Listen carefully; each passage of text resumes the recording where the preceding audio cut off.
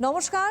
Corona সতর্কতা অনুষ্ঠানে আপনাদের সবাইকে অনেক অনেক স্বাগত জানাচ্ছি। নিশ্চয়ই আমরা প্রত্যেকেই সতর্ক রয়েছি, সতর্ক থাকার চেষ্টা চালিয়ে চলেছি যাতে নিজেরা সমস্যা থেকে, কোভিড আক্রান্ত হওয়ার থেকে বাঁচতে পারি। অবশ্যই বলবো, কারণ যদিও বলবো সুস্থতার হার অনেকটাই বাড়ছে, এবং তার সঙ্গে সঙ্গে একটি কথা অবশ্যই আপনাদেরকে জানিয়ে দিই, গত 24 ঘন্টায় এবঙ্গে মৃত্যু হয়েছে মোট 47 জনের। সুতরাং একেবারেই যে আমরা নিজেদেরকে উদাসীন করে ফেলবো তাও নয়।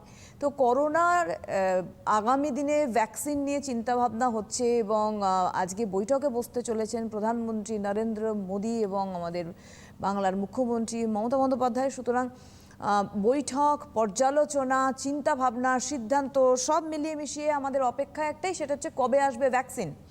এবং কবে আসবে ভ্যাকসিনের থেকেও বড় কথা হচ্ছে ভ্যাকসিন এলেই আমরা সকলে সেটা নিতে পারবো কিনা, সকলের জন্য হবে কিনা, সকলের অর্থনৈতিক জায়গাকে সুরক্ষিত করে সেই ভ্যাকসিন আমরা পাবো কিনা, ইত্যাদি নানান প্রশ্ন মনে ভিড় করছে এবং ভিড় জমছেও।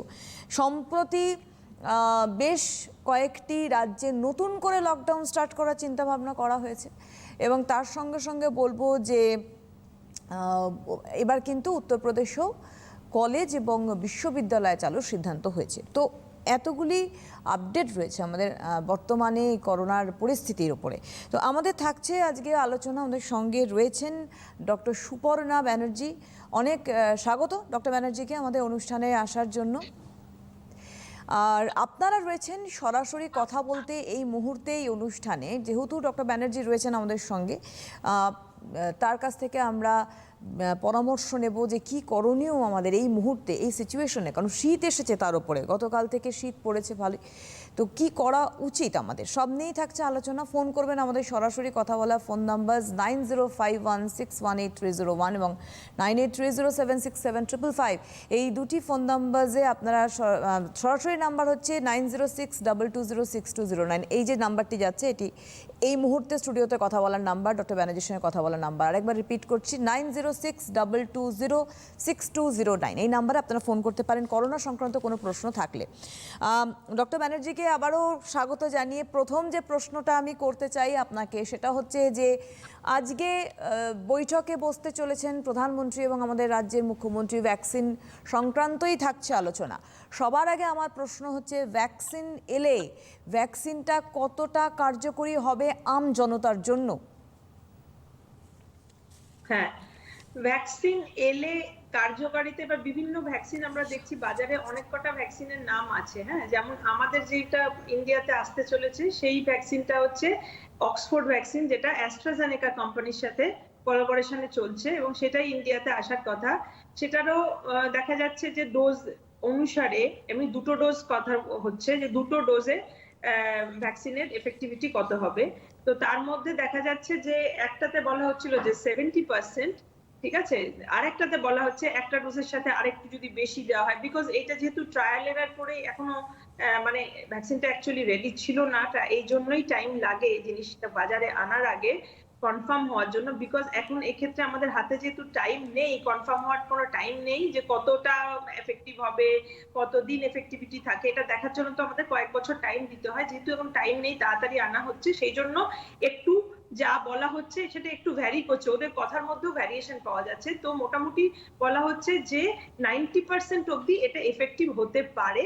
কিন্তু আমেরিকার আরো দুটো ভ্যাকসিন আমরা নাম জানি, একটা ফাইজার কোম্পানির ভ্যাকসিন আর একটা মেডার্না বলে আরেকটাও ভ্যাকসিন আছে। এই ভ্যাকসিন গুলোতে এফেক্টিভিটি 95% বলে ওরা দাবি করছে, যেটা অক্সফোর্ডের যারা রিসার্চার তারা সেই দাবিটা কতটা সত্য সেটা যাচাই করে দেখছেন এবং ডোজটা কি হবে। কিন্তু এবার ইন্ডিয়ার জন্য যেটা অ্যাপ্লিকেবল সেটা হচ্ছে অক্সফোর্ডের ভ্যাকসিনটা। কেন এটার জন্য বলছি, কারণ এই ভ্যাকসিনটার মানে ভ্যাকসিনের একটা কোল্ড চেন মেনটেন করতে হয়।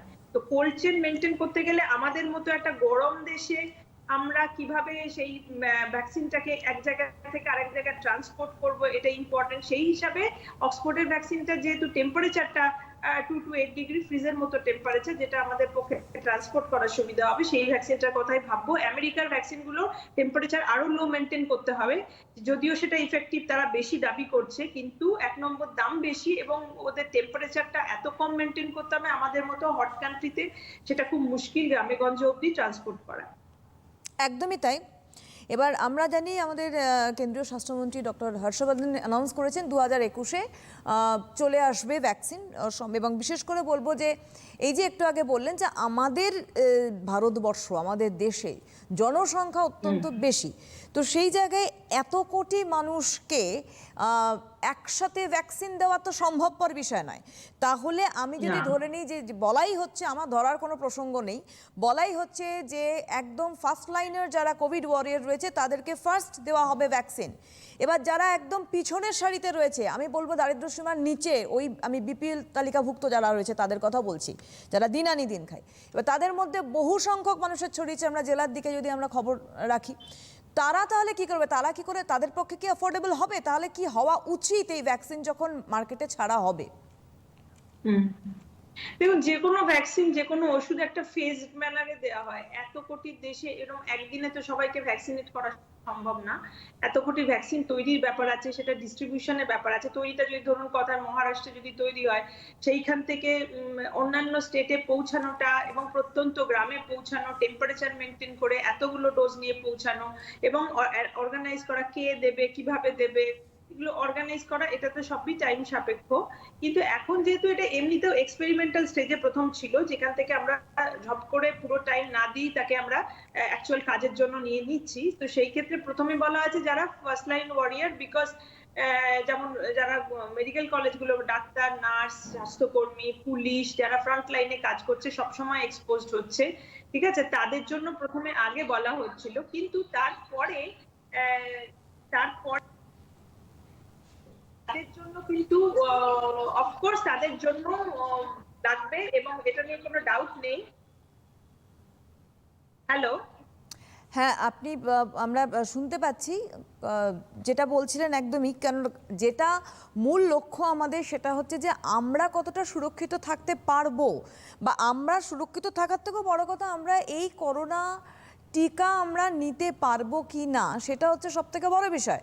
এখন আমরা চাই যে আমাদের যে বর্তমান পরিস্থিতিতে গিয়ে দাঁড়িয়েছে, আজকে একটা জিনিস আমাদের খেয়াল রাখতে হবে যে আজ আমাদের অর্থনীতির অবস্থা একেবারেই কিন্তু নিম্নমুখীর দিকে দাঁড়িয়েছে। তার কারণ যদিও আনলক পর্যায়ে ধীরে ধীরে আমরা বলতে পারি যে নিজেদেরকে গুছিয়ে নেওয়ার একটা জায়গা তৈরি করছে আমাদের গোটা ভারতবর্ষ, আমাদের বাংলা, কিন্তু এখনও তো আমরা সামাল দিয়ে উঠতে পারিনি। সেই জায়গায় দাঁড়িয়ে আমাদের এই টিকা নেওয়া এবং নিয়ে সুস্থ হয়ে স্বাভাবিক জীবনযাত্রায় ফেরাটা একটা মূল্যবান প্রশ্ন, কিন্তু সেইখানটা কতটা কার্যকরী হবে এটা একটা বড় প্রশ্ন। ডাক্তারবাবু, আমরা যোগাযোগ করার চেষ্টা করছি, আমাদের সঙ্গে রয়েছেন ডক্টর সুপর্ণা ব্যানার্জি, ওনার মূল্যবান পরামর্শ আমরা নিচ্ছি কি আমাদের করণীয় এবং কতটা এটা কার্যকরী হবে এই টিকা। বিশেষ করে একটি কথা বলবো, সেটা হচ্ছে যে আমরা ধীরে ধীরে আমাদের ওয়েদার চেঞ্জ হচ্ছে এবং সেই জায়গাতেও একটা বড় প্রশ্ন। তার আগে আমি যে টিকা নিয়ে প্রশ্ন করেছিলাম, আমরা আবারও সংযোগ স্থাপন করতে পেরেছি ডক্টর ব্যানার্জির সাথে। ডক্টর ব্যানার্জি, যেটা বলছিলেন আপনি টিকা নিয়ে। হ্যাঁ হ্যাঁ, যেটা বলছিলাম যে এই যে ভ্যাকসিনটা যে তৈরি করাটা যেমন একটা ব্যাপার থাকে, তৈরি করা থেকে ট্রান্সপোর্ট করা এবং টেম্পারেচার মেনটেন করে, না হলে সেটা ইফেক্টিভ হয় না। তো এই পুরো ব্যাপারটা একটা বিরাট কর্মযোগ্য। তো অফকোর্স এটা ফেজড ম্যানারেই দিতে হবে। তার জন্য প্রথম সারির যারা বেশি রিস্ক নিয়ে কাজ করছেন, যারা ডাইরেক্টলি পেশেন্টের সাথে কাজ করছেন, তাদের আগে দিতে বলা হয়েছে, ঠিক আছে, এবং তারপরে পরবর্তী লোকজনকে নিশ্চয়ই দেওয়া হবে। এবং গভর্নমেন্টের নিশ্চয়ই একটা প্ল্যান আছে। এটা প্রথমেই অনেক সময় বলা হয়েছিল যে এটা বিনামূল্যে দেওয়া হবে, কিন্তু অফকোর্স সেটা যেহেতু আমাদের কান্ট্রিতে তৈরি হচ্ছে না, বাইরে থেকে তৈরি করে আনছি, তার একটা কস্ট ইনভলভ। এবার সেটা কতটা কস্টে দেওয়া যেতে পারে, সেটা প্রবাবলি ফিউ হান্ড্রেডস এখন পর্যন্ত অক্সফোর্ডের ভ্যাকসিনের কথা বলা হচ্ছে, সেটা আমিও নিউজে শুনেছি, টাকাটা অ্যামাউন্টটা আমি এক্স্যাক্টলি শিওর না, বাট যদি 200 টাকা 250 টাকা এরকম একটা কম ভ্যালুর মধ্যে রাখা এবং বেঁধে দেওয়া যায় নির্ধারিত মূল্যটা, তাহলে কিন্তু সবার জন্য খুব সুবিধা হবে এবং এটার অ্যাফোর্ডেবিলিটি বাড়বে। এবং যারা দারিদ্র্য, আপনি যেটা বলছিলেন, যারা একদমই দারিদ্র্য সীমার নিচে আছে তাদের জন্য যদি স্পেশাল, যারা বিপিএল কার্ড হোল্ডার হয়, তাদের যদি সরকার এটা বিনামূল্যেই প্রোভাইড করে, তাহলে তাদের জন্য খুব সুবিধা হবে। কিন্তু অফকোর্স সবাইকে একদিনে দেওয়া যাবে না, এটা দিতে সময় লাগবে, কারণ প্রোডাকশনটাও করতে সময় লাগবে। যদিও এখন প্রোডাকশন চলছে, অলরেডি রানিং, এবং সেগুলো ডিস্ট্রিবিউশনে যদি আমাদের শুরু করতে হয় যে ডিসেম্বরের এন্ডে হবে, তাতে ডিস্ট্রিবিউশনও রানিং হতে হবে, কারণ আমাদের এত বড় দেশ, এত প্রত্যন্ত জায়গা আছে, সেসব জায়গায় পৌঁছানো, কারণ প্রত্যন্ত জায়গাও মানতে হবে সেখানেও হাসপাতাল আছে, সেখানেও পুলিশ কর্মী আছে। আমরা যদি ফার্স্ট লাইন এদেরই দেওয়ার মনে করি, সেখানেও কিন্তু প্রত্যন্ত হাসপাতাল, পুলিশ কর্মী তাদেরও দিতে গেলে কিন্তু সেখানে পৌঁছাতে হবে, সেটা একটা বিরাট চ্যালেঞ্জ। এবং সেইখানে এবার পরবর্তী যাদের জন্য দেওয়া হবে সেই ফেজে, এবার এটাতে যখন প্রথম ফেজে দেওয়া হয়ে গেল তখন বোঝাও যাবে যে এদের কোনো সাইড এফেক্ট আসছে কিনা। কারণ একে বলছি যে যদিও এটা দেখা হয়েছে সেফ এবং ইফেক্টিভ বলে এটা দেওয়া হচ্ছে, কিন্তু মানতে হবে যে এই মানে রিসার্চাররা এরা কিন্তু সেই টাইম পেলেন না যেটাতে ওনারা একদম কনফিডেন্টলি বলতে পারতেন যে না কারোর সিমটম হবে না, বা কতটা এক্স্যাক্টলি ইফেক্টিভ হবে, কেউ 70 বলছেন, কেউ 90 বলছেন, এই ডিসক্রিপেন্সিটা থাকতো না যদি আমরা তাদের ততটা টাইম দিতে পারতাম।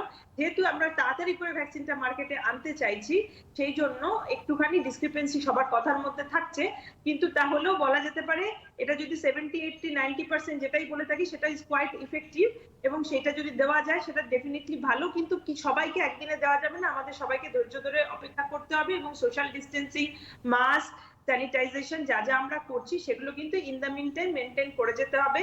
এবং একটা ডোজেই যেহেতু পুরো সুরক্ষা হচ্ছে না, আরেকটা ডোজ দিতেও তো আরেক মাস সময় দিতে হবে, তাতে ইন দ্য মিন টাইম আমরা কি করব, বা যারা তখনো পাননি তারা কি করবেন, তাদের কিন্তু আমরা এতদিন অব্দি যা করছি social distancing, mask and sanitization, সেটা কিন্তু মেনটেন করে যেতে হবে। ডক্টর ব্যানার্জি, একটা কথা বলি, এই যে আমাদের যেটা আপনি বললেন একটু আগে, টিকা এলে প্রসিডিওরটা তো ঝট করে হয় না, প্রত্যেকটারই একটা মিনিমাম টাইম ব্যাপার, সময় সাপেক্ষ ব্যাপার রয়েছে।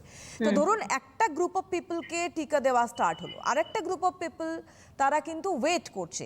এবার একটা খবর আপনাকে জানাই, বা আপনিও জানেন, সেটা হচ্ছে আমাদের দৈনিক মৃত্যুর সংখ্যা কমছে ডেফিনেটলি, বাট দৈনিক আক্রান্তের সংখ্যা বাড়ছে, এটাও কিন্তু খুব বাস্তব।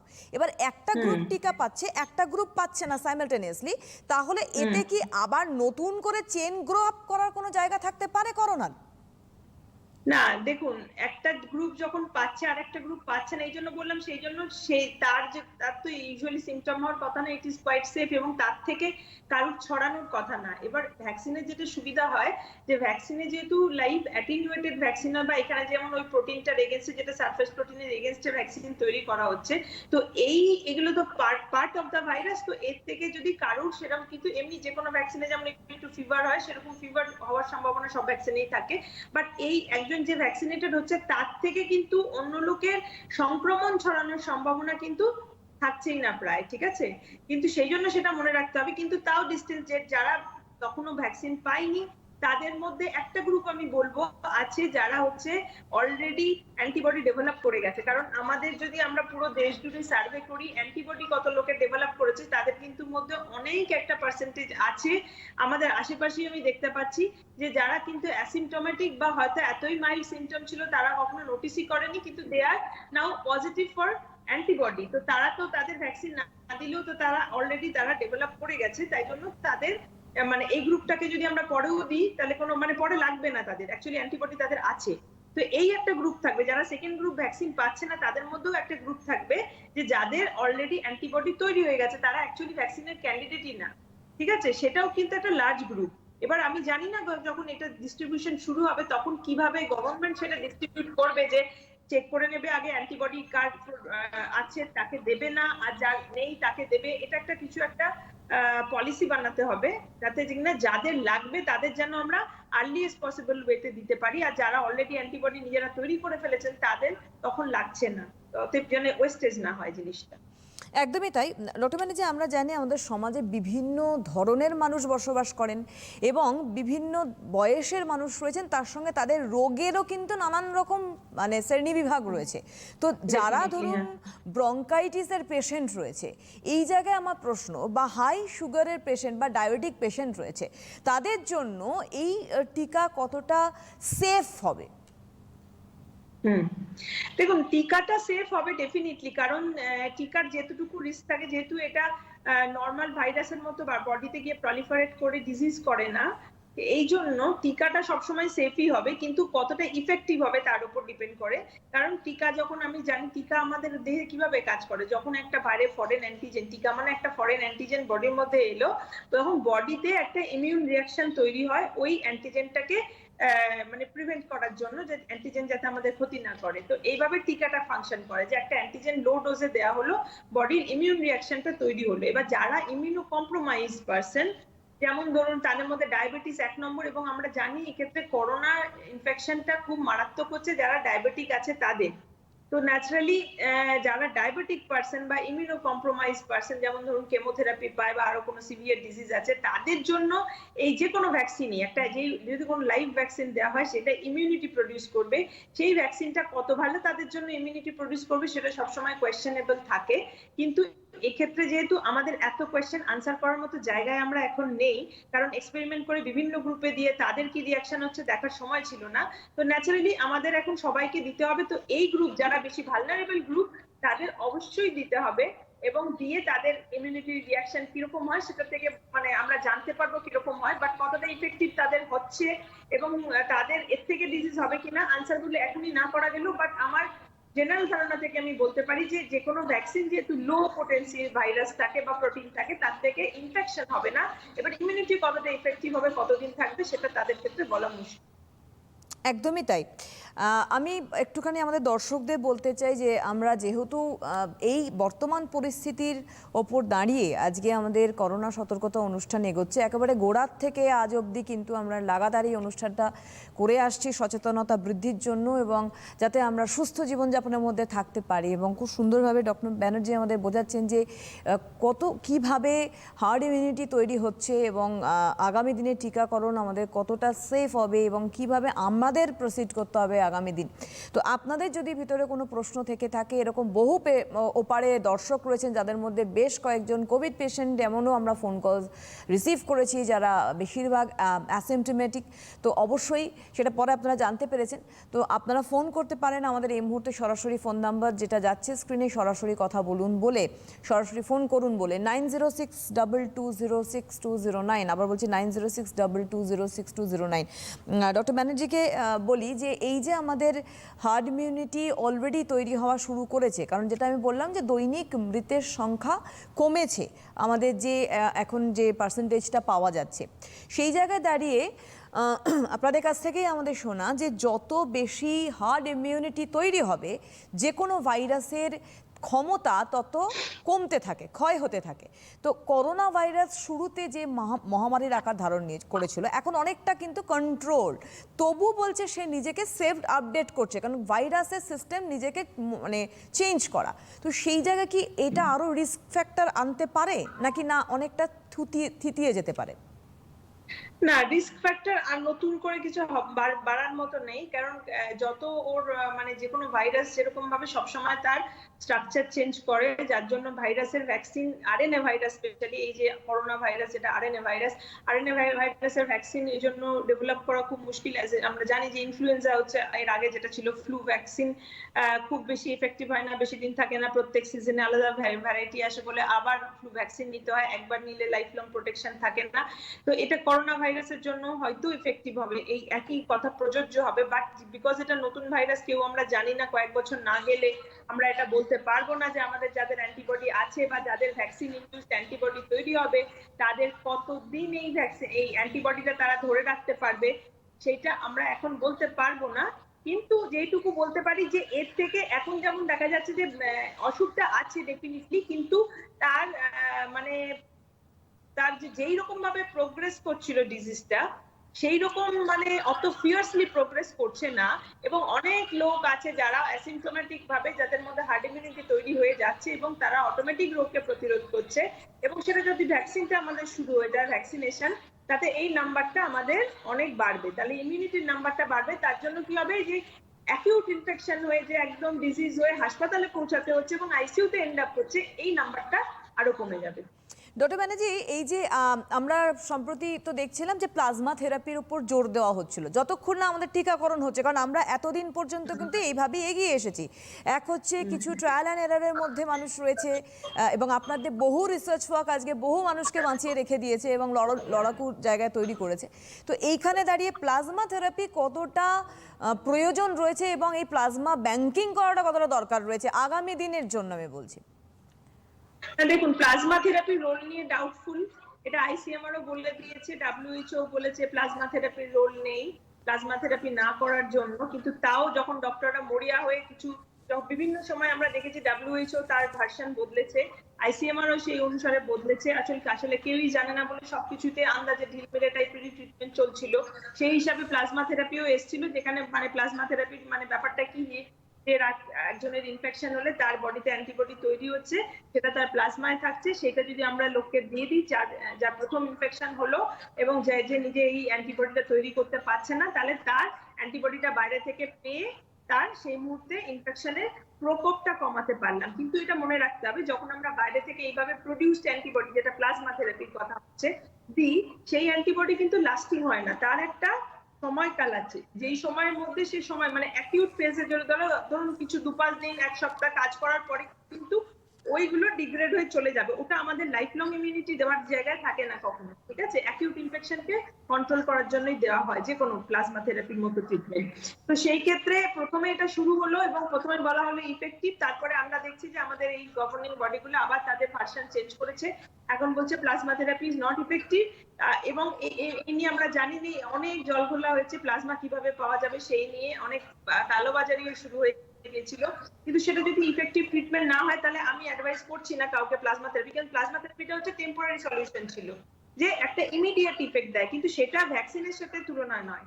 ভ্যাকসিন হচ্ছে আপনার বডিতে একটা লো ডোজ ভাইরাস গেলে সেইটার এগেইনস্টে নিজেই অ্যান্টিবডি তৈরি করে। এই অ্যান্টিবডিটার বৈশিষ্ট্য কি, এই অ্যান্টিবডিটা আমাদের লং লাস্টিং ইমিউনিটি দেয়, কারণ এই অ্যান্টিবডিটা বডি নিজে তৈরি করেছে, তাই বডিতে কিছু মেমোরি সেল থাকে। আমাদের অ্যান্টিবডি যখন তৈরি হচ্ছে তখন টি সেল বি সেল দু রকম থাকে, বি সেল থেকে অ্যান্টিবডি তৈরি হয়, এদের একটা মেমোরি সেল থাকে।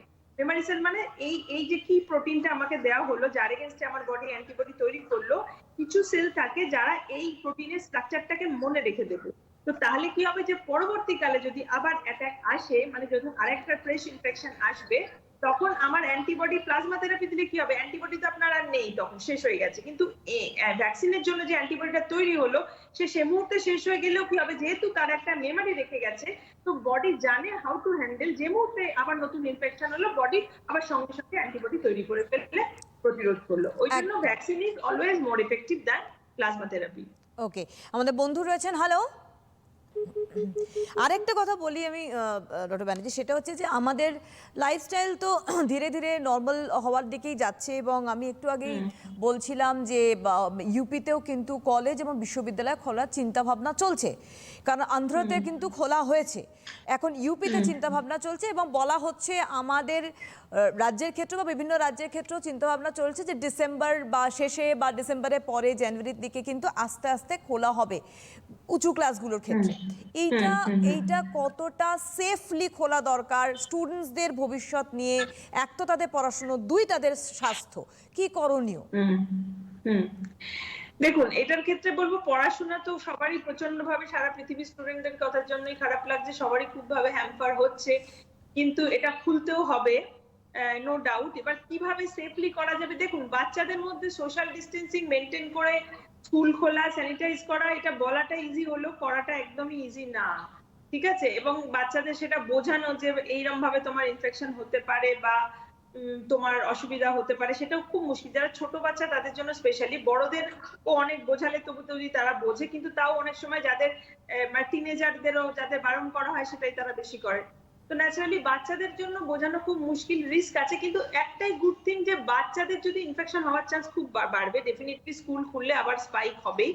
কিন্তু যেটা হচ্ছে সুবিধা অসুবিধা কি আছে, সুবিধা হচ্ছে যে বাচ্চাদের ক্ষেত্রে, একদম ছোট বাচ্চাদের ক্ষেত্রে বলছি, বাচ্চাদের ক্ষেত্রে সারা পৃথিবীতে কিন্তু এই ইনফেকশনটা বড় প্রভাব তাদের উপর ফেলতে পারেনি, তো সেই হিসেবে মনে হয় বিকজ অফ দিস ফিউ রিসেপ্টরস যেগুলো দিয়ে এই ভাইরাসটা আমাদের বডিতে ঢুকছে, বাচ্চাদের বলা হচ্ছে যে ওই পরিমাণে থাকছে না বলে তাদের বডিতে ইফেক্ট হচ্ছে না, তাদের অ্যাসিম্পটোমেটিক থাকছে, তারা হয়তো ক্যারিয়ার হিসেবে বাড়িতে ইনফেকশনটা নিয়ে যেতে পারে, যার থেকে বয়োজ্যেষ্ঠ মানুষের ইনফেকশন হতে পারে, কিন্তু তারা ইনফেক্টেড সে মানে এফেক্টেড হচ্ছে না। সেই হিসাবে যদি বলা যায় যে বাচ্চা, ছোট বাচ্চা, স্কুলের বাচ্চা এবং যারা আরেকটু বড়, যারা সেকেন্ডারি বা হায়ার সেকেন্ডারি বাচ্চা, তাদের জন্য ইনফেকশনটা প্রকোপ যদি বলেন, প্রকোপটা তাদের জন্য কম এবং অনেকেই এদের মধ্যে অ্যাসিম্পটোম্যাটিক থাকবে, অর্থাৎ তাদের লাইফ রিস্কে কিন্তু চান্স কম এখনো পর্যন্ত পৃথিবীর ট্রেন্ড অনুসারে, কিন্তু তারা ক্যারিয়ার হয়ে আরো লোকের মধ্যে ছড়িয়ে দেবে, বাড়ির লোকের মধ্যে ছড়িয়ে দেবে, এই চান্সটা সবসময় বেশি থাকছে। তার মানে একটা রিস্ক ফ্যাক্টর থেকেই যাচ্ছে আমাদের আগামী চিন্তা ভাবনার মধ্যেও, কিন্তু সেটাকে আমরা অ্যাভয়েড করতে পারছি না। তার জন্যই কিন্তু আমাদের টিকাকরণটা যত দ্রুততার সঙ্গে হ্যাঁ, তত কিন্তু আমরা বাঁচবো। দ্বিতীয়ত হচ্ছে শীতকাল, আমাদের ধীরে ধীরে ওয়েদার চেঞ্জ হচ্ছে এবং সম্ভবত আমাদের এই দীর্ঘ 7 মাসের টানা লকডাউনে আমাদের পলিউশনের মাত্রা কমে শীত কিন্তু একটু ত্বরান্বিত হয়েছে সময়ের দিক থেকে, ফলে টেম্পারেচার নামছে এবং সেখানে করোনা ভাইরাস বলছে বেশি এফেক্টিভ হয়ে যাবে। এটা আদৌ এফেক্টিভ হবে না এটাকে আমরা কন্ট্রোল করে নিতে পারবো, সেটা যদি একটু আমাদের ক্লিয়ার করে বলেন। হ্যাঁ দেখুন, এটা তাহলে ফার্স্ট উইন্টার আমাদের, সেই ক্ষেত্রে করোনা আসার পরে এই উইন্টারে এমনিতেই ফ্লু সিজন চলে সারা পৃথিবীতে, এবং যাদের শ্বাসকষ্টের রোগী হয় তাদের এই সময় দেখা যায় যে শ্বাসকষ্ট বাড়ে, অ্যাজমা যাদের আছে তাদের অ্যাজমা বাড়ে, ঠিক আছে, বিকজ অফ এই ভারী হাওয়াটাও, পলিউশনটাও আরো বাড়ে মনে হয়, কারণ ভারী হাওয়াটা যেতে পারে না, তার ন্যাচারালি এগুলো যাদেরই লাং ডিজিজ আছে, যাদের ক্রনিক লাং ডিজিজ, তাদের এই সময় কষ্টটা বাড়ে। তো এবার ফ্লুয়ের টাইম আসছে, শীত পড়ছে, অতএব সেইটা ডেফিনেটলি থাকবে, কিন্তু দুটো ভাইরাসের স্ট্রেন আলাদা, করোনা ভাইরাস আর ইনফ্লুয়েঞ্জা ভাইরাস দুটো ভাইরাস আলাদা, দুজনে কিভাবে রিঅ্যাক্ট করবে এটা তো টাইম উইল টেল, এটা কেউ বলতে পারবে না, কিন্তু ডেফিনেটলি তাদের কিছু সিমটম লোকের থাকবে ফ্লু, যেটাকে আমরা করোনা করে ভুল করব, আবার কিছু করোনা পেশেন্ট তারা ভাববে আমার হয়তো ফ্লু হয়েছে, এই মিক্সটা হবে, দুটোর মধ্যে একটা ওভারল্যাপ হবে, কিন্তু আমাদের সব, যেহেতু ফ্লু এর চাইতে করোনাটার সিমটম এবং তার ইফেক্ট অনেক খারাপ, তো আমার মতে যখনই কারোর জ্বর সর্দি কাশি হবে, সে সেটাকে ফ্লু বলে উড়িয়ে না দিয়ে কোয়ারেন্টাইনে থাকা, ডাক্তারের পরামর্শ নেওয়া, অর্থাৎ করোনার মতো করেই সেটাকে ভাবা উচিত, যদি সেটা করোনা হলো না তো খুব ভালো, কিন্তু আমার মনে হয় করোনাটা যেহেতু বেশি সিভিয়ার, তাই ফ্লু হলেও তাকে করোনার মতো করে ভাবা উচিত বা ট্রিট করা উচিত। দ্বিতীয়ত বলবো ডক্টর ব্যানার্জি, এখন করোনার সঙ্গে সঙ্গে তাল মিলিয়ে এগোচ্ছে ডেঙ্গি এবং তার সঙ্গে ম্যালেরিয়া, বিশেষ করে ডেঙ্গির ক্ষেত্রেও আমাদের সিমটমস যেটা বহু দিন ধরে আমরা দীর্ঘ 7-8 মাস ধরে আমরা আলোচনা করেছি, কিন্তু এই যে মোমেন্টটা, এই মোমেন্টটা আমাদের কি করণীয়? কারণ তিনটেই জ্বরের সঙ্গে কিন্তু একটা সর্দি কাশির বিষয় রয়ে যাচ্ছে, কি করণীয় আমাদের? হ্যাঁ, কি করণীয়? ডেঙ্গুর জন্য যেমন আমাদের বারবারই বলা হয় যে এটা তো মশাবাহিত, ডেঙ্গুটা যেমন আমরা জানি মশাবাহিত, অতএব করোনার চাইতে আমি বলবো সেই ক্ষেত্রে লেস সিভিয়ার, যেহেতু আমরা মশার কামড় যদি অ্যাভয়েড করতে পারি তাহলেই আমরা সেটা অ্যাভয়েড করতে পারি, যেটা করোনার ক্ষেত্রে অ্যাপ্লিকেবল না, যেহেতু এটা আমাদের শ্বাস প্রশ্বাসের সাথে বেরোচ্ছে। তো সেই ক্ষেত্রে ডেঙ্গুর জন্য যেমন আমি আশেপাশে জল জমতে না দেওয়া, মশারি ইউজ করা, যেগুলো ডেঙ্গু ম্যালেরিয়া এগুলো মশাবাহিত রোগ, এগুলো কন্ট্রোল করা ইজি দেন এই রেসপিরেটরি ট্র্যাক্টের ডিজিজ যেমন হচ্ছে করোনা বা ফ্লু। সেই জন্য ডেঙ্গুর জন্য আগের যা মানে বলা হয় যে আগের যেগুলো আছে মশার, মানে বেসিক্যালি মশার কামড়টা অ্যাভয়েড করতে গেলে বাড়ির আশেপাশে ময়লা এবং জল জমা সেগুলোকে অ্যাভয়েড করতে পারলে আমরা মশার যেটা ব্রিডিং প্লেস সেই জায়গাটাকে রুখতে পারবো, তাহলে আমরা সেটা মানে বন্ধ করতে পারবো। আর বাকি ডেঙ্গুতে ইউজুয়ালি রেসপিরেটরি সিমটম এত হচ্ছে না, এটা আমরা জানি, এটা প্রচন্ড ভাবে ব্যথা হয় এবং জ্বর হয়, ব্যথা একে বলে ব্রেকবোন ডিজিজ, এত ব্যথা হয় মনে হয় হাড়গোড় ভেঙে গেছে, তো এরকম একটা ব্যথার সিমটম থাকে মেইনলি, আর জ্বর হয়, এমনিতেও এটাও সিমটোম্যাটিক, একই ভাইরাল ডিজিজ, একই সিমটোম্যাটিক ট্রিটমেন্ট, জল খাও, প্যারাসিটামল খাও, এইরকমই অ্যাডভাইস দেওয়া হয়, বাট এটার জন্য বেস্ট হচ্ছে প্রিভেনশন, আমরা এটাকে ইজিলি প্রিভেন্ট করতে পারি বিকজ মশার কামড়, কিন্তু ডেঙ্গুর সাথে মানে করোনার ডিফারেন্স এখানেই যে ওটা আমাদের প্রিভেন্টেবল হচ্ছে না, করোনাটা আমরা বোঝার আগে আমরা ইনফেক্টেড হয়ে যাই। আমরা নর্মালি এখন যেহেতু শীত পড়েছে, আমি গতদিনও আলোচনা করছিলাম, কারণ ঘুরে ফিরে এই প্রশ্নগুলো আসে, কারণ মানুষের মনে এই প্রশ্নগুলো জাগে, সেটা হচ্ছে শীতকাল পড়েছে, যেমন আমরা আর 5 মাস আগের কথা বলছি, তখনও মানুষ লাগাতার স্নান করছে, এসে জামা কাপড় পরিষ্কার করছে, করে সে তখন ঘরে ঢুকছে। কিন্তু যেহেতু এখন Definitely, শীত পড়েছে, এখন ইম্পসিবল হয়ে যাচ্ছে অনেকের ক্ষেত্রে, হয়তো কারো ঠান্ডা লাগার প্রবণতা রয়েছে, ফলে তাদের করোনার থেকেও ভয় বেশি হচ্ছে নিউমোনিয়া। তো এই জায়গায় দাঁড়িয়ে প্রোটেকশনই বা কি করে হবে, বা কি করেই বা নিজেকে রক্ষা করবো? দেখুন, আমি এটা আগেও বলেছি যে আমাদের করোনাটা কিন্তু আমাদের ঢুকছে মেইনলি মুখমণ্ডল দিয়ে। তো তাই জন্য আমরা যদি আমাদের এই ফেস এরিয়াটাকে প্রোটেক্ট করে রাখি, তাহলে কিন্তু আমরা অনেকটা প্রোটেক্টেড থাকবো। তার জন্য এই মাস্ক, এবং যারা রেগুলার বাইরে বেরোচ্ছে তারা যদি শিল্ডও, তারা যদি পারে আরো সাসেপ্টেবল পেশেন্ট হয়, যাদের অসুখটা হওয়ার এবং সিভিয়ারিটি হওয়ার খুব চান্স বেশি আছে, তো সেই ক্ষেত্রে তারা যদি একটা মুখে শিল্ড বা প্রোটেকশন ইউজ করে, তাহলেই কিন্তু অনেকটা প্রোটেক্টেড থাকবে। বাকি রইলো আমরা হাত দিয়ে যে কোনো ইনফেকশনকে আমরা ইনোকুলেট করছি আমাদের মুখমণ্ডলে, ধরুন মুখে, চোখে, যে কোনো মিউকোজাতে ইনোকুলেট করতে পারি।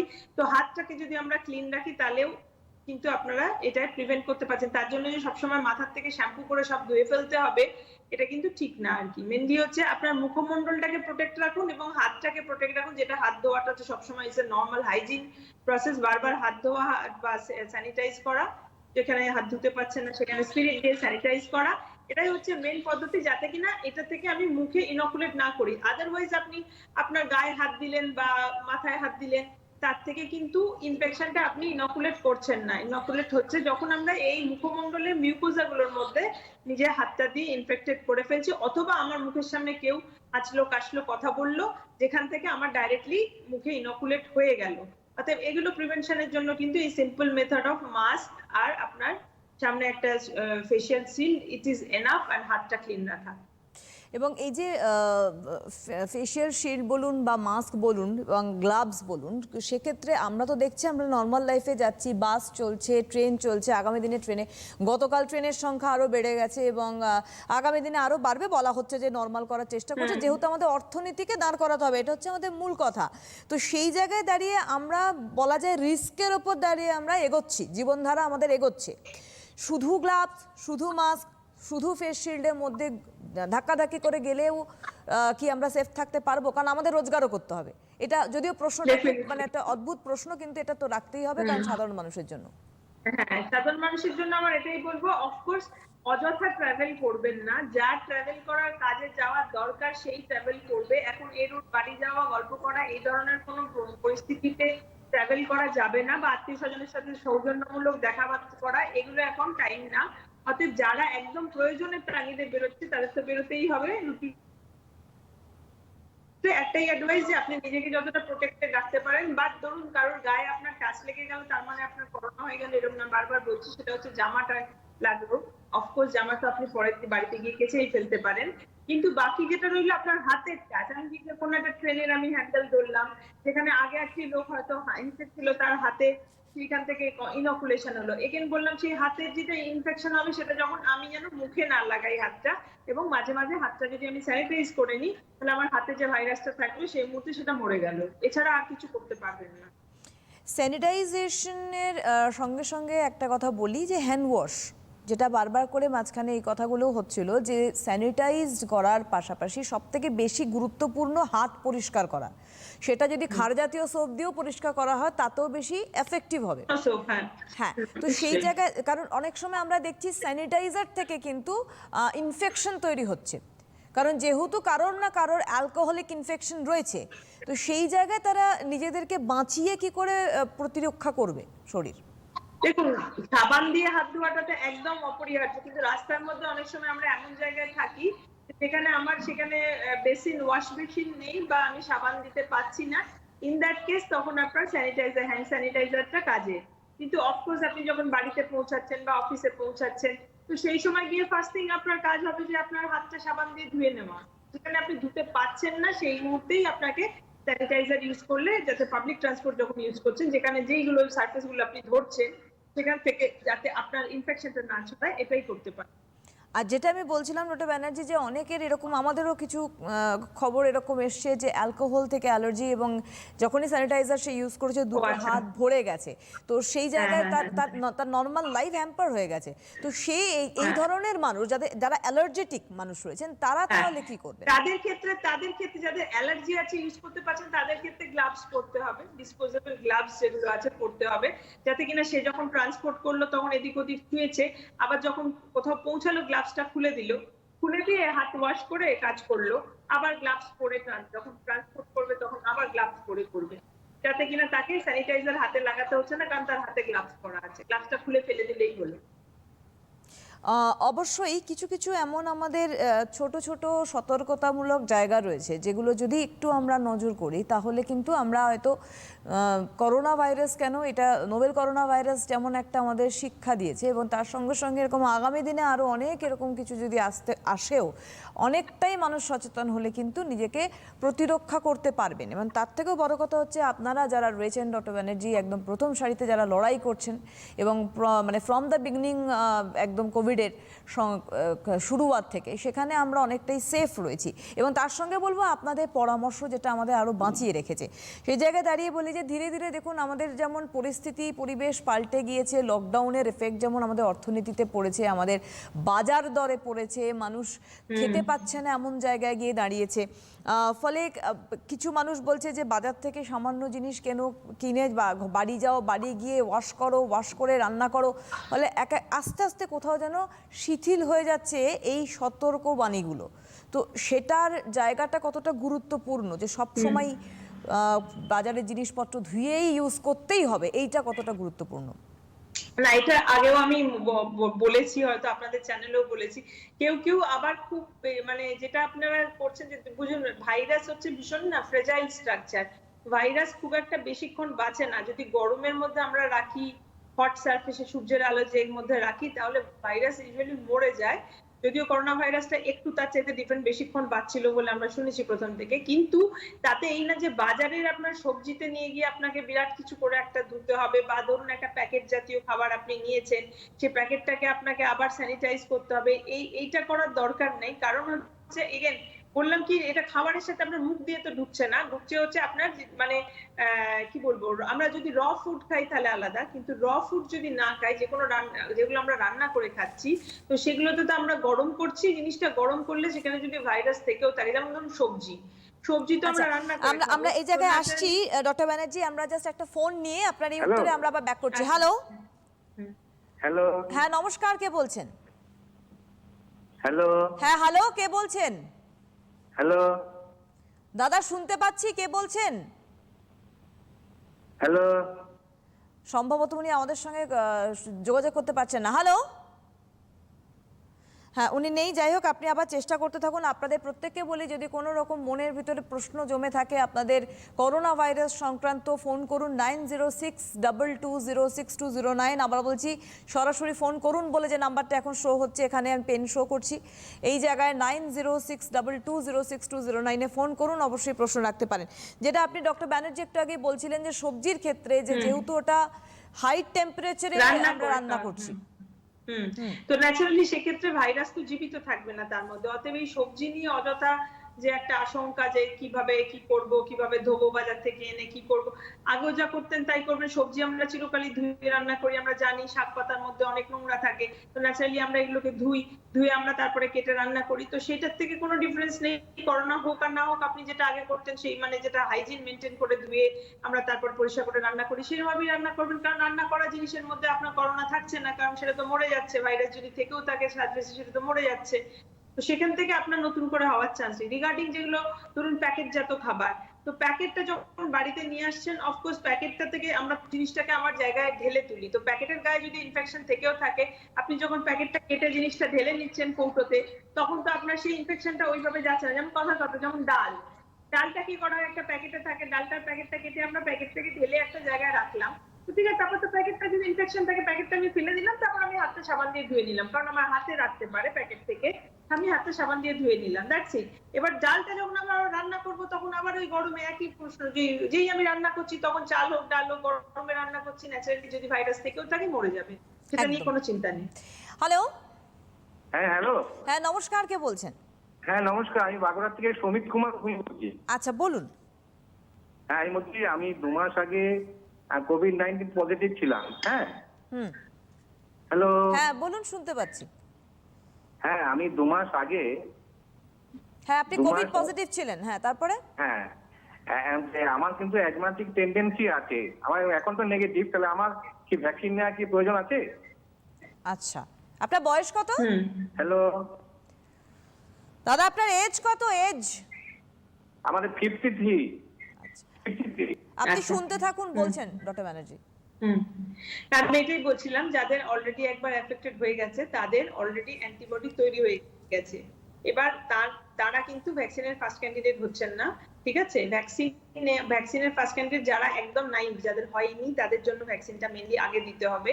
তারপরে যাদের হয়ে গেছে তাদের আদৌ লাগবে কিনা দেখতে হবে। এবার লাগবে প্রসঙ্গটা কেন আসছে, যে আমরা এটা যেহেতু নতুন ভাইরাস, তার সম্বন্ধে পৃথিবীর এক্সপিরিয়েন্স নেই, তাই জন্য আমরা জানি না এই যে ভ্যাকসিন যার এফেক্টেড হয়েছেন তার অলরেডি অ্যান্টিবডি তৈরি হয়ে গেছে, কিন্তু এই অ্যান্টিবডিটা তিনি কতদিন ধরে রাখতে পারবেন, এর পরবর্তীকালে আবার যদি নতুন করে আবার এফেক্টেড হবেন কিনা সেটা কিন্তু কেউ জানে না। কিন্তু পৃথিবীতে খুব কম হলেও সেকেন্ড অ্যাটাকের রিপোর্ট আছে, কিন্তু সেগুলো খুব কম। এতগুলো ওয়েভ যাচ্ছে, ফার্স্ট ওয়েভের পর সেকেন্ড ওয়েভ, থার্ড ওয়েভ আসছে, তাতে যারা অলরেডি এফেক্টেড হয়েছেন তারা কিন্তু যে বারবার এফেক্টেড হচ্ছেন এরকম রিপোর্ট নেই। এক আধটা রিপোর্ট যেগুলো আসছে অ্যানেকডোটাল রিপোর্ট, এবং সেগুলো খুব কম নাম্বার। তাই জন্য আমার বক্তব্য হচ্ছে যে যার অলরেডি হয়ে গেছে তাকে এক্ষুনি ভ্যাকসিনে তিনি ক্যান্ডিডেট হচ্ছেন না। তিনি যদি অ্যাজমাটিক হন, তার যা যা ট্রিটমেন্ট নেওয়ার কথা, যেরকম ভাবে চলার কথা, পলিউশন অ্যাভয়েড করার কথা, মাস্ক পরার কথা, সেগুলো তিনি করবেন ডেফিনেটলি। কিন্তু তিনি বেপরোয়া হবেন না যে তার হয়ে গেছে আর তো আমার হবে না, এরকম বলে বেপরোয়া হবেন না। কিন্তু তার এক্ষুনি ভ্যাকসিনে তিনি ক্যান্ডিডেট নন, তার অলরেডি অ্যান্টিবডি আছে। এবার অ্যান্টিবডি টাইটারের প্রসঙ্গে যদি বলা যায়, অ্যান্টিবডি টাইটারটা প্রথমে বেশি থাকলেও পরে আস্তে আস্তে অ্যান্টিবডি টাইটার কমবে, সেটা normal for any infection. Antibody যখন আমাদের তৈরি হয় বডিতে, প্রথমে একটা স্পাইক হয়, তারপর আস্তে আস্তে অ্যান্টিবডি টাইটার কমে যায়। তার মানে কিন্তু এই না যে আমার অ্যান্টিবডিটা ফুরিয়ে গেছে, আমার ইনফেকশন হবে। কেন? আমি আগেই বললাম যে একটা মেমোরি সেল বলে জিনিস আছে, তার কাছে কিন্তু ওই অ্যান্টিবডির মেমোরিটা থেকে যায়। যখন আবার নতুন ইনফেকশন হবে, এই মেমোরি সেল থেকে আবার নতুন করে অ্যান্টিবডি তৈরি হবে। কিন্তু এবার এই ভাইরাসটা যেহেতু নতুন ভাইরাস, এর অ্যান্টিবডি কতদিন কেউ ধরে রাখবে এবং তার আবার ডোজ কত লাগবে, পরে কবে ভ্যাকসিন দিতে হবে, সেটার আনসার সবার কাছে নেই। আপাতত 2টো ডোজ বলা হয়েছে, যেটাতে একটা long lasting long lasting at least আপনাকে 6 মান্থস টু 1 ইয়ারের কথা হচ্ছে যে আপনি প্রোটেক্টেড থাকছেন। এবার তারপরে কি হবে সেটা টাইম উইল টেল। একটু আগে আপনি বলছিলেন যে গরম বা অতিরিক্ত হিট কিন্তু যে কোনো ভাইরাসকে কিল করতে পারে, যদিও মেরে দেয়। করোনা ভাইরাসের ক্ষেত্রে বিষয়টা একটুখানি ও স্টে করছে বেশি। তবু বলবো যে শীতকালের প্রসঙ্গে আমি আরেকটু আসি, সেটা হচ্ছে যে এই যে শীতকালীন পোশাক পরে এখন মানুষ বাইরে বেরোচ্ছে, আগামী দিনে বেরোবে যত শীত বাড়বে, তো সেক্ষেত্রে তাদের পক্ষে তো রোজ এসেই, মানে ধরুন আমাদের মতো মানুষ, আপনার মতো মানুষ, আমাদের মতো মানুষ লাগাতার বাইরে বেরোচ্ছি, তো এই তো পসিবল না রোজ এসে শীত বস্ত্র ধোয়া। তো সেই জায়গায় দাঁড়িয়ে শুধু রোদে ফেলে রাখলেই কি জার্ম কিল হতে পারে? তাও ফেললে কত ঘন্টা?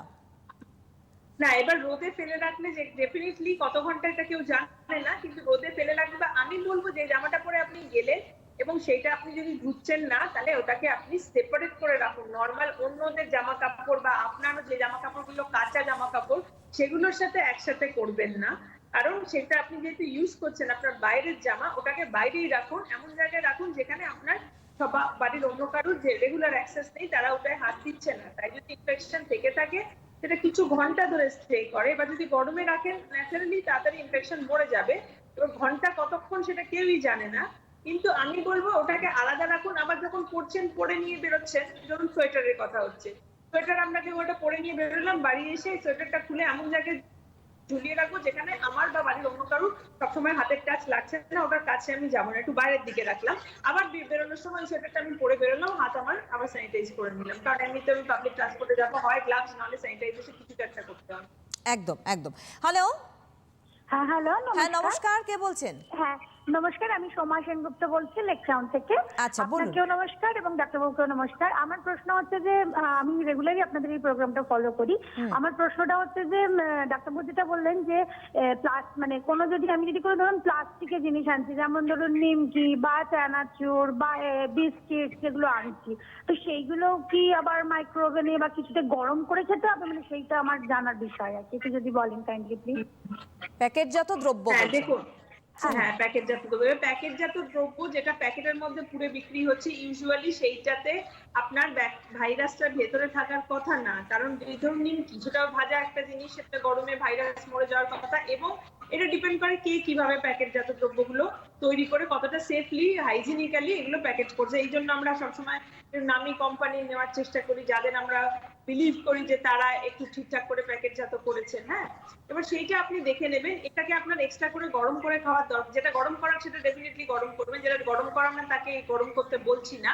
বাট এমনিতেও আমাদের স্টমাকে প্রচুর অ্যাসিড থাকে, যার কাজই হচ্ছে যে আমরা যা খাবার খাই তার সাথে যে ব্যাকটেরিয়া ভাইরাস আমরা খেয়ে ফেলছি রেগুলার ডে টু ডে, তাকে মেরে ফেলে বেশিরভাগ সময়। কারণ আমাদের স্টমাকের অ্যাসিডের মাত্রাটা এমনই থাকে, তাতে কোনো ভাইরাস ব্যাকটেরিয়া বাঁচতে পারে না। তো সেটা আমাদের একটা ফার্স্ট লাইন ডিফেন্স আমাদের বডি। তো আপনার যদি একটা কোনো কিছু, এই জন্য করোনাটা এই জন্য মুখে খাওয়ার সাথে যাচ্ছে না, তো সেই জন্য যদি আমরা কিছু একটা ভাইরাস খাচ্ছি, মানে আমাদের বডি সেটা টেক কেয়ার করার মতো ক্ষমতা আছে। বাট অযথা মানে এই নিয়ে আপনারা অযথা বিচলিত হয়ে যেটা কোনোদিনও করতেন না এখন সেটা করছেন, সেরকম কিছু করবেন না। বাট যেন খাবারটা আপনি যেখান থেকে কিনছেন তারা কতটা হাইজিন মেনটেন করে আপনাকে বিক্রি করছে সেটা আপনার দেখে নেওয়া উচিত। মানে সেই প্যাকেটটা যে কিনছেন সেই প্যাকেটটা কিরকম ভাবে হাইজিনিক্যালি তৈরি হচ্ছে সেটা দেখে নেওয়া উচিত।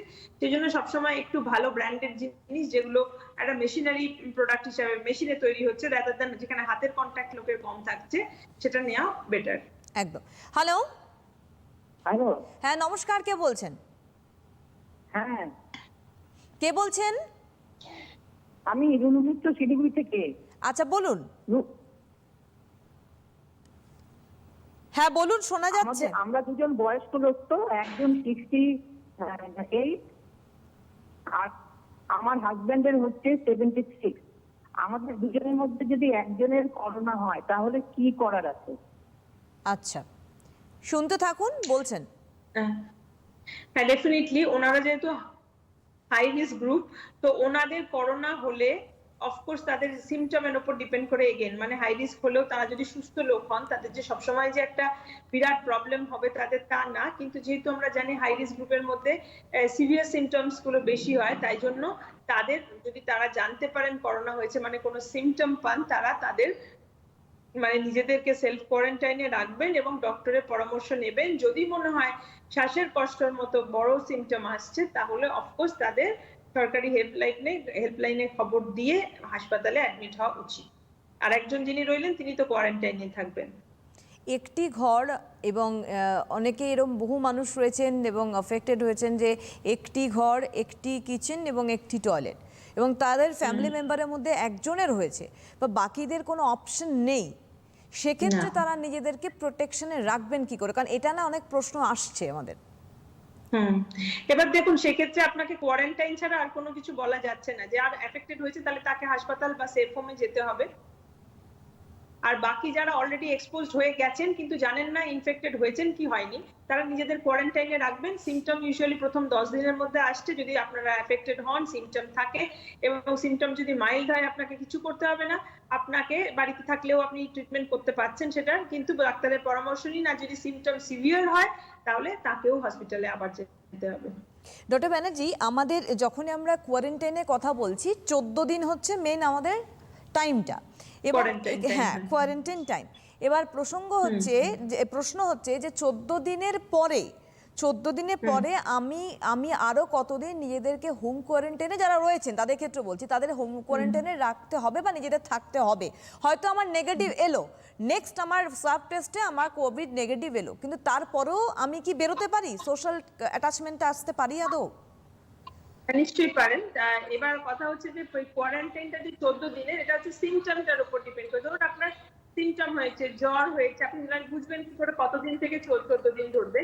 আপনার যেটা স্ট্যান্ডার্ড পৃথিবীতে মেনটেন করা হচ্ছে সব দেশের জন্য বলছি, যে যার যবে সিমটম হয়েছে বা ধরুন সিমটম ছিল না কিন্তু কোনোভাবে কোভিড টেস্ট পজিটিভ এসেছে, সেখান থেকে 14 দিন ধরতে হবে। ঠিক আছে? এবার 14 দিনের মধ্যে আপনাকে ওই সময়ের মধ্যে ইউ আর ফিভার ফ্রি আর সিমটম ফ্রি, তাহলে এই অবস্থায় 14 দিন কাটানোর পরে আপনি বেরোতে পারেন। কারণ আমরা জানি অনেকের ক্ষেত্রে কোভিড টেস্ট নেগেটিভ হতেও অনেকদিন সময় নিচ্ছে, কিন্তু তারা ওই সময় কিন্তু ইনফেকশনটা ছড়ানোর মতো অবস্থায় থাকছেন না, অতএব তারা আবার নর্মাল লাইফে ডেফিনেটলি ফিরতে পারেন। কিন্তু যেহেতু সেকেন্ড ইনফেকশন হতে পারে কি পারে না এটা নিয়ে আমরা শিওর না, তাই যাদের একবার হয়ে গেছে তারা কিন্তু তাছাড়া হয়ে যাবেন না যে আমার আর হবে না, তাকেও কিন্তু social distancing, mask and sanitizer maintain করতে হবে। একদম। হ্যালো, আচ্ছা, আমি শিবানী ঘোষ বলছি গড়িয়া থেকে। আচ্ছা বলুন। আমার প্রশ্ন হচ্ছে, আমরা বাজার থেকে যে ধরুন পনির বা বাটার কিনে নিয়ে আসি, নিয়ে এসে আমরা তো ওগুলো বাইরে রাখতে পারি না, সব সঙ্গে সঙ্গে ফ্রিজে ঢুকিয়ে দিই। তা ওতে যদি ভাইরাস লেগে থাকে তাহলে কি সেটা ফ্রিজে থেকে যেতে পারে? আচ্ছা, ফ্রিজে ভাইরাস থাকবে কিনা, মানে বাটার এই ধরনের জিনিসের ক্ষেত্রে যেগুলো গরম করছে না কেউ, কি করবে? আপনি শুনতে না, থাকুন, বাটার বলছেন। ফ্রিজে যেগুলো রাখা হচ্ছে, এক নম্বর হচ্ছে কিছু র জিনিস যেমন মাছ মাংস, অফকোর্স সেগুলো আমরা রান্না করে খাবো, অতএব সেখানে ভাইরাস থাকলো না থাকলো কখনোই থাকবে না রান্নার পরে। বাকি রইলো বাটারটা কিন্তু একটা প্যাকেটের মধ্যে থাকে এবং সেটা কিন্তু আমরা হাতের কন্টামিনেশনের জায়গা থাকে না, প্যাকেট থেকে আমরা কিছু একটা ছুরি হোক চামচি হোক ওটা দিয়ে বাটারটা ইউজ করি, তো ন্যাচারালি সেই ক্ষেত্রে আপনার ওইভাবে সংক্রমণ হচ্ছে না। আর এগেন আমি বলছি, যেহেতু আপনি খাবারটা খাচ্ছেন তারপরে সেটা আপনার স্টমাকের অ্যাসিড প্রোটেকশন দিচ্ছে, তো ন্যাচারালি সেইভাবে ইনফেকশন আসছে না। সুতরাং এইটা নিয়ে অকারণ চিন্তা করার কিছু নেই, কারণ মাঝখানে আসলে চিন্তা সমস্যা করবেন না। হচ্ছে ডক্টর ব্যানার্জি, আমরা বিবিধ খবরে জর্জরিত হয়ে গিয়েছি। এক হচ্ছে আমরা সতর্ক হওয়া যতটা না মানে উচিত, তার থেকেও বেশি আমরা আতঙ্কিত হয়েছি, তার কারণ খবরের জেরবার তো কিয়দংশে সেখানে হয়তো আমরাও দায়ী রয়েছি, কারণ আমাদের খবরগুলোকে আমরা সেভাবে এক্সপোজ করছি, যা পাচ্ছি সেভাবেই। যাই হোক, সেই জন্যই আপনাদের সঙ্গে বসা আলোচনা এবং আপনাদের পরামর্শ নেওয়া যে আমাদের বেসিক কি কি করণীয় রয়েছে। হ্যালো, হ্যালো, করছি হ্যাঁ, কে কিভাবে আরেকবার একটু নামটা বলবেন? প্রদীপ চক্রবর্তী, কোথা থেকে বলছেন? কসবা থেকে। কসবা, হ্যাঁ বলুন, কি প্রশ্ন আছে? প্রশ্ন হচ্ছে যে আমাদের একবার কোভিড হয়ে গেছে, হ্যাঁ 1 মাস হয়ে গেল, তো আমাদের এখনো পজিটিভ পরে নেগেটিভ আমরা পেয়েছি, কিন্তু আমরা এখনো কোনো স্বাদ বা গন্ধ পাচ্ছি না। ও ও একটু যদি আচ্ছা, আপনাদের এই যে স্বাদ গন্ধের এই সিমটমটা, এটা অনেক আর কতদিন থাকছে কেউ বলতে পারছে না, কারোর হয়তো 5-7 দিনের মধ্যে আবার ফিরে আসছে, শুনতে থাকুন। হ্যাঁ, মানে স্বাদ ফিরে আসছে বা গন্ধ অনুভূতি ফিরে আসছে, আবার কারোর ক্ষেত্রে কিন্তু দেখা যাচ্ছে বেশ কিছু মাস ধরে তারা সেই ব্লান্ট একটা টেস্ট পাচ্ছেন, ভালো টেস্ট পাচ্ছেন না বা গন্ধটা পুরোপুরি পাচ্ছেন না। এটা যেহেতু এর থেকে তো আপনার ছড়ানো অসুখ ছড়ানোর কিছু নেই, মানে আপনার দেহে ভাইরাসটা যে অ্যাক্টিভ আছে তা না, কিন্তু এই সিমটমটা অনেকের অনেকদিন স্থায়ী হচ্ছে, তাদের কয়েক মাস সময় লাগছে ফিরে আসতে। বা যেমন উইকনেস আর একটা সিমটম, উইকনেসটাও যেমন অনেকের অনেক মাস ধরে থেকে যাচ্ছে, হ্যাঁ, যাকে বলা হচ্ছে লং পোস্ট কোভিড এখন যেটা চলছে, অনেকে এতে এফেক্টেড হচ্ছেন। তো এবার এটা কার হবে বলা যায় না, কিন্তু এই নিয়ে আপনার অযথা আতঙ্কিত হওয়ার কারণ নেই, এটা একসময় ঠিক ফিরে আসবে, কিন্তু কারোর ক্ষেত্রে একটু সময় লাগছে ফিরে আসতে। এবং কোভিডের কিছু কিছু ক্যারেক্টারিস্টিক্স চেঞ্জ হয়েছে, যেটা হু থেকেও জানানো হয়েছে ডক্টর ব্যানার্জি, যেমন অতিরিক্ত পরিমাণে ডিসেন্ট্রির সমস্যা হয়ে যাওয়া, র্যাশ বেরিয়ে যাচ্ছে, এবং সমস্যাটা হচ্ছে যে এই যে মানে ডিফারেন্ট কিছু শ্রেণীবিভাগ হয়ে গেছে চরিত্রগত দিক থেকে, সেখানে আমরা বুঝবো কি করে আমাদের হলো জ্বর হলো না, কারণ এরকম অনেকেই বলছেন যে আমাদের জ্বর হয়নি, আমার স্বাদ আছে, কিন্তু আমার প্রচন্ড পরিমাণে ডিসেন্ট্রি হয়ে গেছে, পরে টেস্ট করে দেখা যাচ্ছে যে কোভিড পজিটিভ, কি করবে? কোভিড পজিটিভ, হ্যাঁ, এইভাবেই তো অনেকে আমাদের মানে সমাজে মানে অনেকে বুঝতে পারেননি এবং না বুঝে তারা সরিয়ে ফেলেছেন জিনিসটাকে। এবং কোভিড এর মধ্যে কিন্তু দেখুন কিছু যে সিমটম বলা হচ্ছিল এবং যেটা ওয়েবসাইটেও, গভর্নমেন্টের ওয়েবসাইটেও বলা ছিল, তার মধ্যে ডায়রিয়া, ডিসেন্ট্রি ছিল। একটা লার্জ চাঙ্ক অফ পপুলেশনের মধ্যে এই প্রচন্ড ভাবে একটা ডায়রিয়া, ডিসেন্ট্রির মতো একটা সিমটম নিয়েও কিন্তু কোভিড প্রেজেন্ট করেছে। অর্থাৎ ডায়রিয়া, ভমিটিং এরকম টাইপের একটা সিমটম হলো, সেটাকে শুধু একটা ডায়রিয়া, আমার অম্বল হয়েছে বা এরকম কিছু বলে উঠিয়ে না দিয়ে দেখা উচিত, কারণ কোভিড এর জন্য যদি হয় সেটা কন্টিনিউয়াস হতে থাকবে, নট লাইক একবার হয়ে থেমে গেল। সেটা যদি কন্টিনিউয়াস হতে থাকে ডেফিনেটলি সেটা কোভিড হতে পারে, ভাবতে হবে, কারণ এটা একটা যে সিমটমের যে লিস্ট আছে দেখবেন তার মধ্যে কিন্তু আপনার বাউল সিমটম ও আছে, ঠিক আছে, এবং স্বাদ না পাওয়া, গন্ধ না পাওয়াটা ভীষণ ক্লাসিক সিমটমের মধ্যে পড়ে, ঠিক আছে। এবং সেটা তো অনেক সময় আমার আশেপাশে আমি অনেককে দেখেছি, তারাও ভাবছে যে আমার সর্দি হয়েছে সেজন্য আমি গন্ধ পাচ্ছি না বলে সেটাকে উড়িয়ে দিচ্ছেন, সেটা ঠিক না। স্বাদ গন্ধ পাচ্ছেন না, ডেফিনেটলি এই কোভিড এর সিজনে সেই সর্দিটাকেও আপনাকে কোভিড বলেই ধরতে হবে। একদম। হ্যালো, হ্যালো, হ্যাঁ নমস্কার, কে বলছেন? হ্যাঁ আমি মঞ্জু হালদার বলছি সল্টলেক থেকে। আচ্ছা বলুন। হ্যাঁ সল্টলেক থেকে। হ্যাঁ, এখন আমার হাজবেন্ডের কোভিড হয়েছে, হ্যাঁ কোভিড পজিটিভ বেরিয়েছিল। তা এবার 14 দিন মানে হয়ে গেছে, তার বেশি হয়েছে। লক্ষ্মী পুজোর দিন থেকে জ্বরে পড়েছিল, 10 দিন জ্বরে পড়ার পরে তারপরে তো আমি ডাক্তারখানায় নিয়ে যাই। হ্যাঁ অ্যান্টিবায়োটিক খেয়েও কিছু কাজ হচ্ছিল না, ওই 100 থেকে 101 অব্দি উঠছিল, তার বেশি জ্বর হয়নি আর অন্য কোনো সিমটম ছিল না।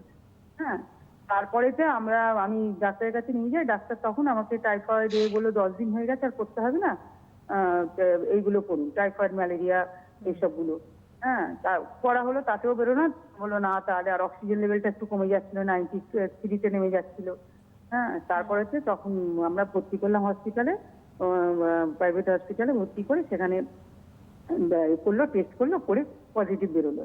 এবার বেরোনোর পর 14 দিন তখন তারপরে তো ওখানে আমি অন্য নিয়ে গেলাম না নিয়ে গিয়ে পরের দিনে আমরা ওখানে সব অ্যান্টিবায়োটিক দিয়ে স্যালাইন দিয়ে ঠিক করে দিয়ে আমি বাড়িতে নিয়ে চলে এসেছি।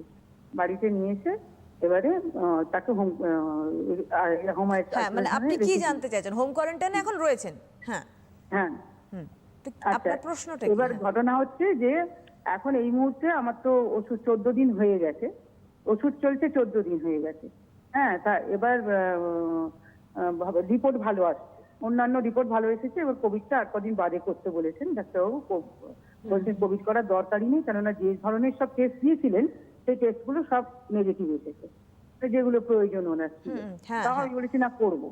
এবার এখন ঘটনা হচ্ছে যে আমি এখন এই মুহূর্তে হোম ডেলিভারির খাবার নিচ্ছি। হ্যাঁ আচ্ছা এখন ওনাকে নিয়ে আমি কি করব, আগে প্রথম কথা ওনাকে কতদিন বাদে আমি বের করব ঘর থেকে, এইটা একটা কথা। আর দ্বিতীয় কথা হচ্ছে আমি এই মুহূর্তে একা পেরে উঠছি না, আমি হোম ডেলিভারির খাবার নিচ্ছি। এবার সেই খাবারটা আমার নেওয়া ঠিক হচ্ছে কিনা এবং আমার সেটা আমি কি করে খাবো আমার সেইটা একটু জানার দরকার। রাতে রান্না করছি কিন্তু দিনের বেলা পেরে উঠছি না এত কাজ। আচ্ছা আপনি শুনতে থাকুন, বলছেন। আচ্ছা ওনার যেটা বক্তব্য সেটা হচ্ছে যা আমি বুঝলাম যে এখন হাজব্যান্ড কোভিড থেকে সাফারার ছিলেন, এখন বাড়িতে এসে গেছেন, তাকে সেফ বলে বাড়িতে ছুটি দেওয়া হয়েছে। এবার ডেফিনেটলি সেই 14 দিন এবার যদি উনি কোনো অফিসে জয়েন করেন, তাতে যদি কোনো নিয়ম থাকে যে কোভিড নেগেটিভ টেস্ট রিপোর্ট নিয়ে জয়েন করতে হবে, সেই ক্ষেত্রে টেস্টটা করতে হবে। আর না হলে কিন্তু কিওরের জন্য সারা পৃথিবীতে আজকাল আর টেস্ট করে দেখা হচ্ছে না। আপনাকে যবে থেকে আপনার সিমটম ফ্রি হয়েছেন তবে থেকে 14 দিন আপনি কোয়ারেন্টাইন মেনটেন করে তারপর আবার নর্মাল লাইফে ফিরতে পারেন। হ্যাঁ ডেফিনেটলি নর্মালি আবার বাইরে আসতে পারেন। এবার বাকি রইলো যে খাওয়া দাওয়ার ব্যাপার, সেটা হচ্ছে উনি অফকোর্স হাইজিন মেনটেন করে খেতে হবে। এবার বাইরে থেকে যখন খাবারটা আপনি হোম ডেলিভারি কিনে আনছেন, এবার তার হাইজিন সেটা তো কেউ বলতে পারবে না, সে কে কিভাবে প্যাক করেছে, হাতের টাচ আছে কি নেই, যেভাবে আসতে পারে। কিন্তু এনিওয়ে খাবার যদি আপনি গরম করে খান, গরম খাবারে ইউজুয়ালি ভাইরাস থাকলেও মরে যাওয়ার কথা। এটা যেটা আগেও ডক্টর ব্যানার্জি একটু আগে কিন্তু বলেছেন, যারা অনলাইনে খাবার অর্ডার করছেন তাদের ক্ষেত্রেও কিন্তু একই বিষয় প্রযোজ্য। সুতরাং ওটা নিয়ে চিন্তার কিছু নেই, বরং অ্যালার্ট থাকাটা সব থেকে বড় বিষয়। তবে একটা ছোট্ট কোয়েশ্চেন করি আমি ডক্টর ব্যানার্জি, যারা কিডনি পেশেন্ট রয়েছে, অনেক সময় আমরা দেখেছি তাদের ডায়ালিসিস চলছে এবং তাদের বিভিন্ন সিমটমের মধ্যে মানে কিডনি ওরিয়েন্টেড সিমটমের মধ্যে যে ব্রিদিং প্রবলেম হয় এবং সিভিয়ার ব্রিদিং প্রবলেম আমরা দেখেছি। এবার সেই ক্ষেত্রে যদি সে কোভিড পজিটিভ হয়ে যায়, তাকে তাহলে এমনি নর্মালি তাকে তো সবসময় একটু আলাদা কেয়ারে রাখতে হয়, তারা কি করবে বা এই পেশেন্টের জন্য বাড়ির লোক কি করবে? না এই পেশেন্টের জন্য অফকোর্সই বাড়ির লোক কিছু করবে না। যাদের কিডনি প্রবলেম আছে, যেমন ধরুন যাদের ডায়ালিসিস হয় রেগুলার, তারা ইমিউনো কম্প্রোমাইজ পেশেন্ট, তাদের জন্য কিন্তু হসপিটালে ডাক্তারের পরামর্শ নেওয়া এবং হসপিটাল সেটআপে রাখা হয়তো বেটার। এমনিতেই তারা ডায়ালিসিস জন্য রেগুলার হাসপাতাল যান, কিন্তু তারা যদি এফেক্টেড হন তাদের কিভাবে বডি, এটা যেহেতু ইমিউন রিঅ্যাকশনের ব্যাপার এবং এরা ইমিউনো কম্প্রোমাইজ পেশেন্ট, তো তাদের ক্ষেত্রে কিভাবে এটা এফেক্টেড হবেন তারা এবং তার থেকে কি সিমটম হবে সেটা বলা মুশকিল বলে তাদের হাসপাতালের পরামর্শ নিয়ে দরকার হয় হাসপাতালে থাকা। এবং কিন্তু মনে রাখতে হবে ফার্স্ট 10 ডেজ এর মধ্যেই কিন্তু ম্যাক্সিমাম ক্ষেত্রে সিমটম আসছে, খুব রেয়ার কেসে অনেক দেরিতে সিমটম এসছে, কিন্তু ইউজুয়ালি আমরা ধরে নিতে পারি 10 দিনের মধ্যে 10 দিনের মধ্যে অ্যাট লিস্ট অ্যালার্ট থাকতে হবে সিমটম এলেই, যাতে সেটা ট্রিটমেন্ট করা যায়। আজকে যতটা সম্ভব আমরা বিস্তারিত আলোচনা করলাম। অনেক অনেক ধন্যবাদ জানাবো ডক্টর ব্যানার্জিকে আমাদের সুন্দর গাইডলাইন্স দেওয়ার জন্য। অবশ্যই আমরা থাকবো করোনা সতর্কতা অনুষ্ঠান নিয়ে আগামী দিনেও এবং বিশেষজ্ঞ চিকিৎসক নিয়ে সতর্ক আপনারা থাকবেন। আপাতত বিদায় নিচ্ছি, নমস্কার।